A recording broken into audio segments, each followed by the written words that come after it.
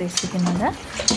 ആദ്യം നമ്മൾ ചെയ്യേണ്ടത് അവിയലിന് ആവശ്യമായ വെജിറ്റബിൾസ് നന്നായി കട്ട് ചെയ്ത് വൃത്തിയായി കഴുകി 3 പ്രാവശ്യമെങ്കിലും കഴുകണം. നന്നായി കഴുകി വൃത്തിയാക്കുക.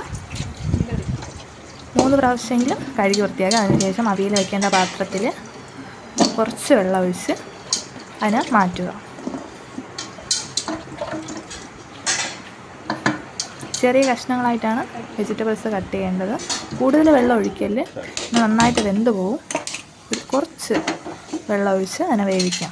എന്നിട്ട് അടുപ്പിൽ വെച്ച് കുറച്ച് ഇളക്കി അടച്ച് വെച്ച് കുറച്ച് നേരം തിളയ്ക്കുന്നത് വരെ വേവിക്കുക.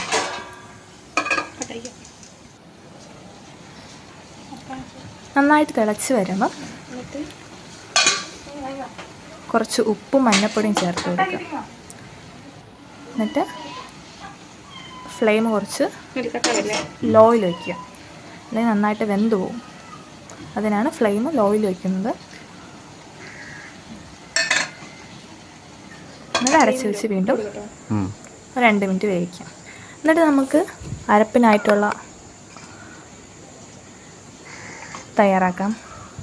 മിക്സിയുടെ ജാറിൽ കുറച്ച് തേങ്ങ, ജീരകം, പച്ചമുളക്, വെളുത്തുള്ളി, സവാള എന്നിവ ചേർത്ത് നന്നായിട്ട് അരച്ചെടുക്കുക. നന്നായിട്ട് അരച്ചെടുക്കല്.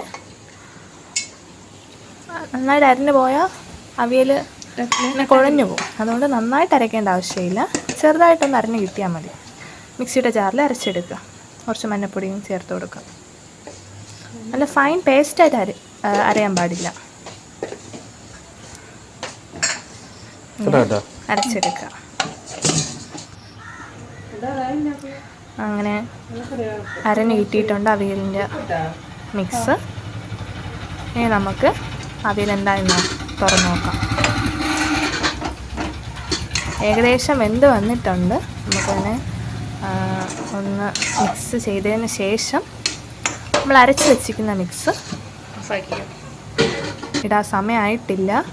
അത് വെന്തിട്ടില്ല നന്നായിട്ട്. അപ്പോൾ ഒന്നുകൂടെ ഇളക്കി നമ്മുടെ മിക്സ് അതിൽ ഇട്ട് കൊടുക്കുക. മിക്സ് ഇട്ടതിന് ശേഷം അപ്പോൾ തന്നെ നന്നായിട്ട് ഇളക്കാൻ നോക്കല്.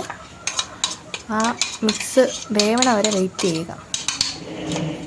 മിക്സ് തട്ടിയതിന് ശേഷം അടച്ച് വെച്ച് ഒന്നുകൂടെ വേവിക്കുക. 2 മിനിറ്റ് കഴിഞ്ഞ് തുറന്ന് നോക്കുമ്പോൾ ആ മിക്സ് വെന്ത് കാണും. നമ്മളെല്ലാം കൂടെ ഒരുമിച്ച് മിക്സ് ചെയ്ത് ഇളക്കുക. നന്നായിട്ട് ഇളക്കുക.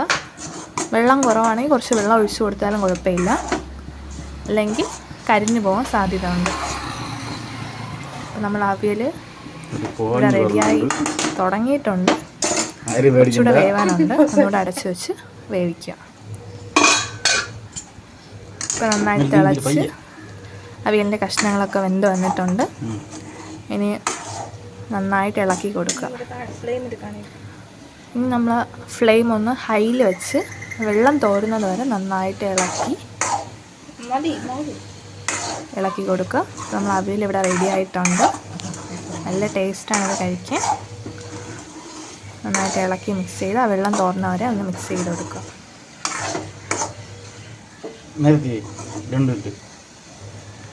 ഹൈയിലായിരിക്കണം ഫ്ലെയിം വെച്ചിരിക്കേണ്ടത്. വെള്ളം തോരാനാണ് നമ്മൾ ഫ്ലെയിം ഹൈയിൽ വെച്ചിരിക്കുന്നത്. അവിയൽ ഇവിടെ റെഡി ആയിട്ടുണ്ട്. ഇനി നമുക്ക് ഫ്ലെയിം ഓഫ് ചെയ്യാം. അപ്പോൾ നല്ല ടേസ്റ്റാണ് അവിയൽ. ഫ്ലെയിം ഓഫ് ചെയ്ത് ഇനി നമുക്ക് കുറച്ച് കടുക് വറുത്തൊഴിക്കാം. ഇത്രയേ ഉള്ളൂ പരിപാടി. നമ്മൾ അവിയൽ ഇവിടെ റെഡി ആയിട്ടുണ്ട്. നല്ല ടേസ്റ്റാണ്. അവസാനത്തെ കടുക് വറുക്കലിലാണ് ടേസ്റ്റ് ഇരിക്കുന്നത്. ആ എണ്ണയിലിട്ട് സവാളയൊക്കെ വരട്ടി ഒഴിക്കുമ്പോൾ വലിയ ടേസ്റ്റ് ഒന്നുകൂടെ കൂടും. അപ്പോൾ സൂപ്പറാണ്. എല്ലാവരും ഉണ്ടാക്കി നോക്കണം. ഇതാണ് അവസാനത്തെ നമ്മുടെ അവിയലിൻ്റെ ലുക്ക് എന്ന് പറയുന്നത്. ഇഷ്ടപ്പെട്ടെങ്കിൽ